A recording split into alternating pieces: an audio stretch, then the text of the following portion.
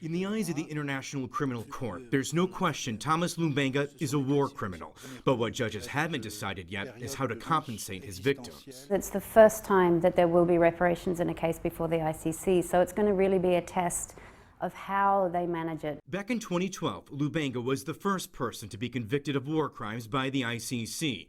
The court not only sentenced him to 14 years in prison, but also ordered him to compensate his victims. Prosecutors say he abducted children under the age of 15 and forced them to fight in the bloody ethnic war in the Democratic Republic of Congo, which started in 2002.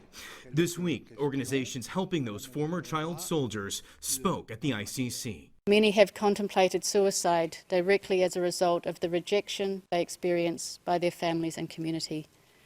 There is little doubt that the marginalisation of former child soldiers is a significant obstacle to their recovery. The ICC has already set up a fund with $1.1 million to help the children Lubanga ordered to fight. But at this week's hearings, their advocates pushed the court to pump more money into that fund. Whatever the final figure will be, Lubanga will have to repay the court.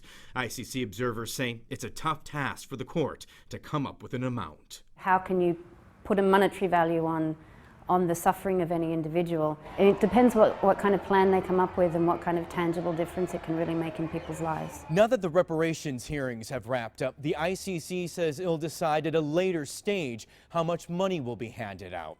The court says individual former fighters won't receive cash, but rather the money will go to organizations helping them recover from the trauma of war. Kevin Ozebek, CCTV, Brussels.